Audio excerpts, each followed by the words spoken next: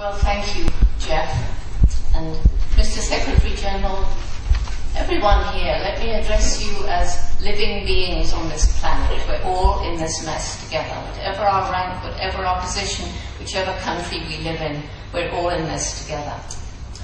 I've always loved the forest. I think I fell in love with the forest when I was a child, when I met Tarzan of the apes and fell in love with him. And dreamed to go to Africa, live with animals and write books about them.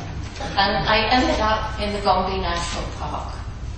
I spent many, many years in that beautiful forest. When I arrived in 1960, you could go all the way along the shore of Lake Tanganyika, and it was forest stretching as far as the eye could see. Climb up the hills, look to the east, trees, chimpanzee habitat, a few villages.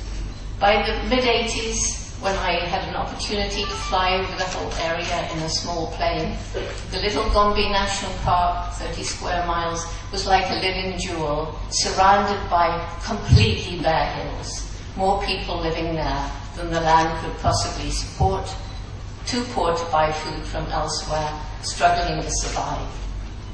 And that is the story of what's happened to so many forests around the world. I think everybody in this room knows an awful lot of what I'm going to say, because that's why you're here. But just, let me emphasize the benefits from the forest. And yes, we all know what they are. We hear about the clean air, but we don't know how many people have actually lived and breathed it for months and years on end, as I have. And we know about the clean water. We know about the medicinal plants that are there. And we know too that these trees and the forest soils sequester CO2.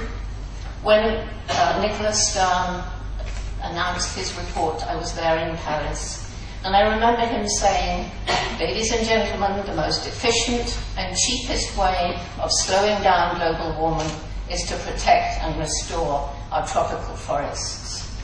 And of course we all know that the tropical forests are disappearing. They're still disappearing, as the Secretary General said.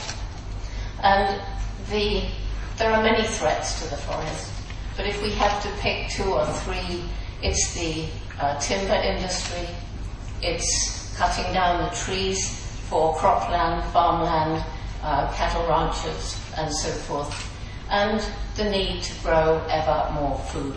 Ever more food, because there are ever more people. And it strikes me that if we look across the whole planet at reasons for deforestation, they fall into 3 main groups. The first is poverty. Because if you're living in poverty, you're going to cut down the last tree, even if you know you're creating a desert, because you've got to grow something to feed your family, or sell the tree for charcoal or something like that. Necessity drives you to destroy your environment if you live in poverty.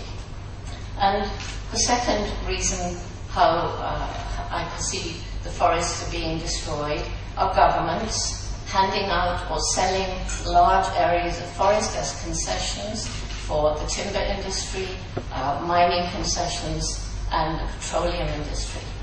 And this is sometimes to line the government's coffers, and it sometimes lines the pockets of corrupt ministers. We all know that. And that isn't just in the developing world either.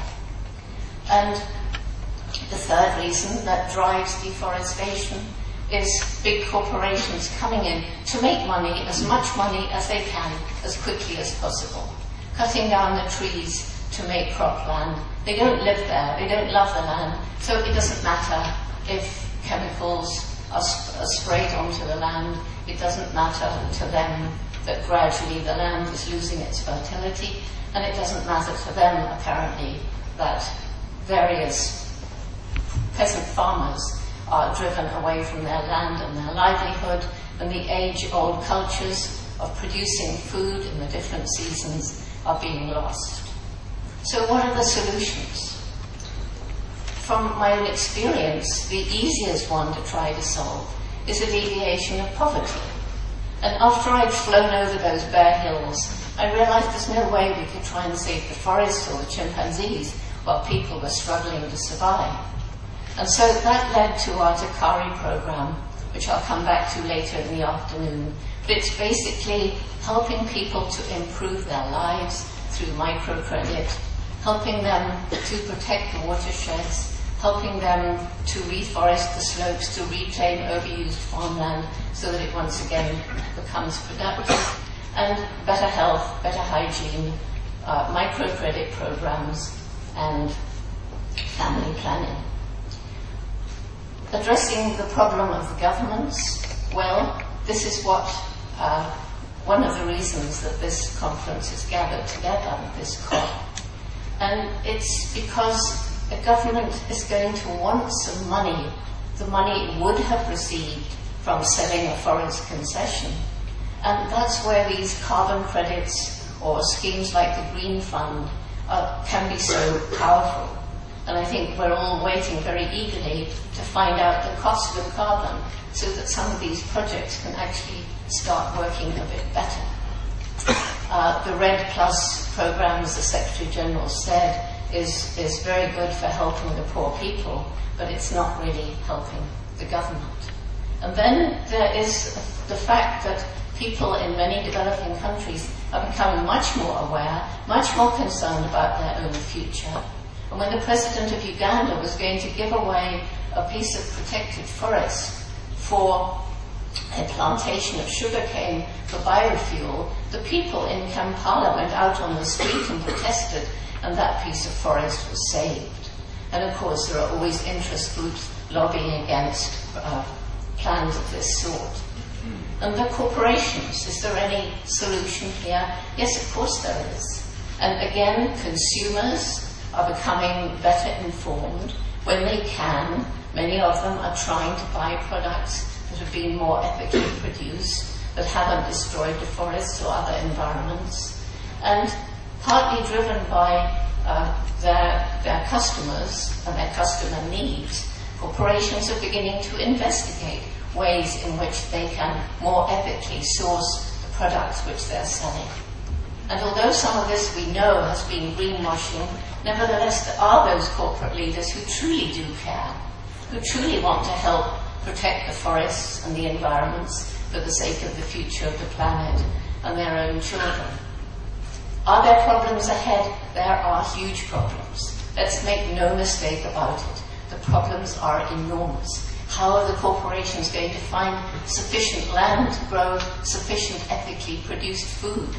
They're going to have partners on the ground, like NGOs or local pressure groups, to ensure that those products have been ethically produced. And will there be enough land to grow them if our human populations continue to grow, as they are growing? So if we're going to tackle all of these problems in the future, first of all, educate our young people in the rural areas and in the developed countries and the developing countries, so that they understand better. Let's listen to them and let's empower them to take action for their own future. And these kind of movements are spreading around the world. And secondly, we must take out of the closet discussions about human population growth. It's politically insensitive to talk about it, but we have to talk about it if we care about the future.